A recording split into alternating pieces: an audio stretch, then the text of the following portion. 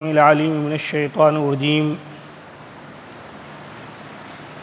أعوذ بالله السميع العليم من الشيطان الرجيم من همزه ونفخه ونفثه. بسم الله الرحمن الرحيم. لا إكراه في الدين قد تبين الرشد من الغي فمن يكفر بالطاغوت ويؤمن بالله فقد استمسك بالعروة الوثقى لا انفصام لها واللہ سمیع علیم. دین میں کوئی زبردستی نہیں، ہدایت گمراہی سے واضح ہو چکی ہے. پھر جو شخص طاغوت کا انکار کرے اور اللہ پر ایمان لے آئے تو یقیناً اس نے ایک مضبوط کڑا تھام لیا جو ٹوٹنے والا نہیں، اور اللہ خوب سننے والا خوب جاننے والا ہے. سورۃ البقرہ آیت نمبر 256. اس آیت مبارکہ کے اندر اللہ تعالیٰ نے جس بات کا ذکر کیا ہے وہ ہے کہ دین کے معاملے میں کسی پر سختی نہیں کی جائے گی، جبر نہیں کیا جائے گا. معنی یہ ہے کہ وہ اسلام قبول کرے. آج کل یہ بات گشت کر رہی ہے، کچھ داعی حضرات پکڑے گئے ہیں کہ انہوں نے جبراً مسلمان بنا دیا فلاں فلاں کو. حالانکہ یہ بات ہے ہی نہیں. شریعت مطہرہ کے اندر کسی کے ساتھ زور، جبر یا زبردستی کی ہی نہیں جا سکتی. لا اکراہ فی الدین، دین میں کوئی زبردستی نہیں. قد تبین الرشد من الغی، ہدایت گمراہی سے واضح ہو چکی ہے. اب جس کی سمجھ میں ہدایت آ جائے اور گمراہی کو وہ جان جائے، اللہ پر ایمان لائے، اس کے لیے دروازہ کھلا ہوا ہے. لیکن تلوار کے اور بندوق کے زور پر یا کچھ لالچ دے کر اس کو دین کی رغبت پیدا کرنا اسلام اس کی اجازت نہیں دیتا ہے. فَمَن يَكْفُرْ بِالطَّاغُوتِ وَيُؤْمِن بِاللَّهِ، پس اب ضروری یہ ہے کہ ایک شخص طاغوت کا انکار کرے. طاغوت کہتے ہیں اللہ کو چھوڑ کر جن جن کی پوجا پاٹ کی جاتی ہے وہ طاغوت ہے. ایک شخص کے لیے ضروری ہے کہ وہ پہلے طاغوت کے ساتھ کفر کرے پھر ایمان لے آئے. اگر طاغوت کو بھی رکھتا ہے اور اسلام قبول کرتا ہے تو اس کا یہ اسلام اس کے کسی کام آنے والا نہیں. فَمَن يَكْفُرْ بِالطَّاغُوتِ وَيُؤْمِن بِاللَّهِ فَقَدِ اسْتَمْسَكَ بِالْعُرْوَةِ الْوُثْقَىٰ. اللہ تعالیٰ فرماتا ہے جو شخص طاغوت کا انکار کرے اور اللہ پر ایمان لے آئے تو یقیناً اس نے ایک مضبوط کڑا تھام لیا ہے.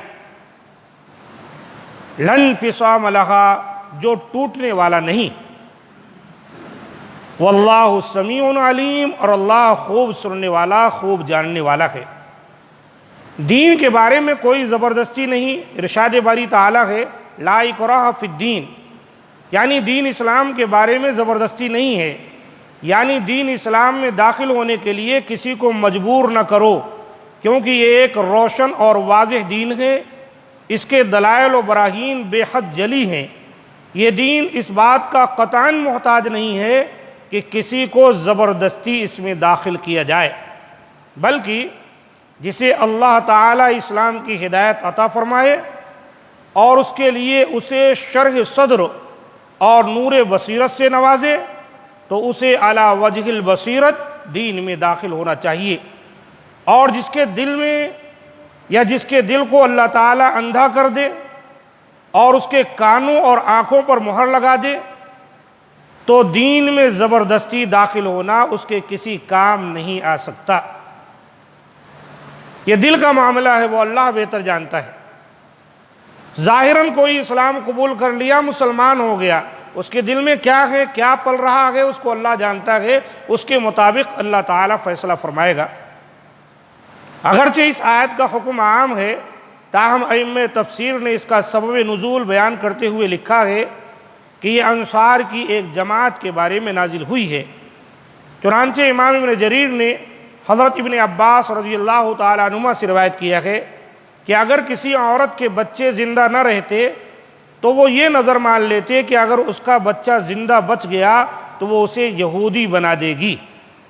یہ دراصل واقعہ ہے نبی صلی اللہ علیہ وآلہ وسلم کے آنے سے قبل، جو وہاں پر انصار مدینہ تھے، اوس و خزرج دو قبیلے تھے، اور بعد میں اللہ تعالیٰ نے ان کو انصار کا نام دیا، اسلام قبول کیے، دین اسلام کے مددگار بنے۔ تو ان کے ہاں یہ بات تھی کہ جب کسی عورت کے ہاں بچہ نہ ہوتا تو وہ یہ منت مان لیتی، نظر مان لیتی کہ اگر میرے ہاں بچہ ہوا تو میں اسے یہودیوں کے سونپ دیں گی اور اسے یہودی بنا دوں گی۔ لہذا جب بنو نضیر کو جلا وطن کیا گیا تو ان میں کئی انصار کے بیٹے بھی تھے۔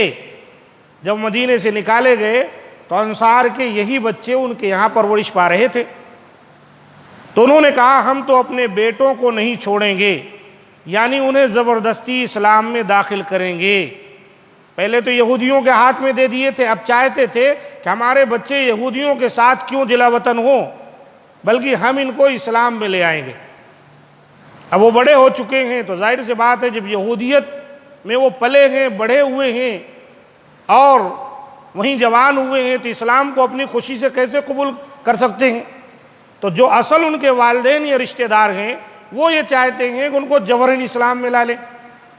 جب اللہ تعالیٰ نے اس آیت مبارکہ کو نازل فرمایا کہ لا اکراہ فی الدین قد تبین الرشد من الغی، دین اسلام میں زبردستی نہیں ہے، ہدایت صاف طور پر ظاہر اور گمراہی سے الگ ہو چکی ہے۔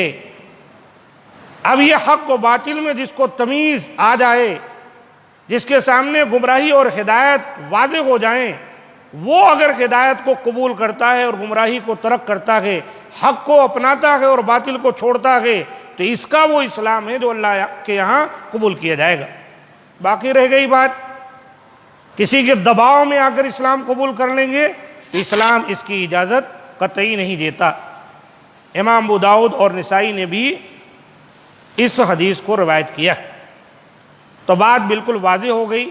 یہ جو شور مچایا جا رہا ہے کہ داعیان اسلام جبراً کسی کو اسلام میں داخل کر رہے ہیں، یا جو ہے وہ کسی کو کوئی لالچ یا شادی کے تعلق سے اس کے اندر جذبہ پیدا کر کے تو اس کو مسلمانوں کے یہاں کی بیٹی مل جائے گی اس لیے وہ لوگ اسلام قبول کر رہے ہیں، یہ بات غلط ہے۔ کوئی آنے والا اس طرح بھی آ سکتا ہے، لیکن بہرکیف ایسے آدمی کا اسلام اللہ تعالیٰ کے یہاں مقبول نہیں ہوگا۔ اسلام کے لیے شرط یہی ہے کہ اسلام میں اللہ کو پہچانو، رسول کو پہچانو، دین کو پہچانو، اللہ کی کتاب کو جانو، رسولوں کو جانو، یوم آخرت کیا ہے، اور یہ تمام باتیں جب آپ کی سمجھ میں آ جائیں اور آپ اللہ کو سمجھ جائیں اور پھر اس کے بعد اگر اسلام قبول کرتے ہیں تو یہ وہ اسلام ہے جو اللہ تعالیٰ کے ہاں قبول کیا جائے گا۔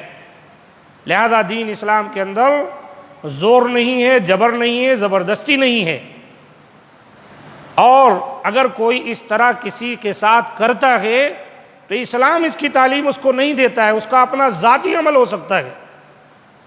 اور ہم دیکھیں گے تاریخ اسلام میں ایسے ایسے واقعات ملتے ہیں کہ جہاں صحابہ کرام کو مواقع ملے ہیں کہ وہ چاہیں تو جبراً ان کو اسلام قبول کرنے پر مجبور کر سکتے تھے، لیکن ایسا کہیں نہیں ہوا، بلکہ اگر اسلامی ریاست کوئی بنی ہے اور کوئی ملک فتح ہوا ہے، وہاں کے مشرکین چاہے وہ اہل کتاب میں سے ہوں چاہے کوئی مجوس ہوں، ان سب کو موقع فراہم کیا گیا ہے کہ جزیہ دیجیے اور آرام سے اس ملک کے اندر امن و امان سے رہیے۔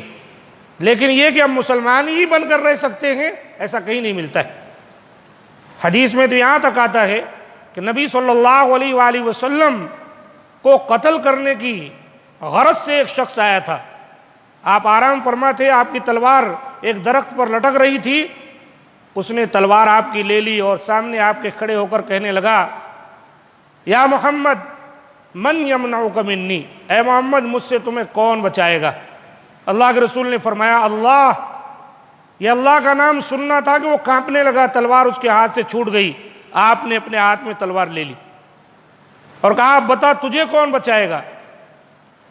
اس نے نبی صلی اللہ علیہ وسلم سے معذرت چاہی کہ آپ بڑے اخلاق والے ہیں، آپ معاف کرنے والے ہیں۔ اللہ کے رسول نے اس سے پوچھا کیا تو اسلام قبول کرے گا؟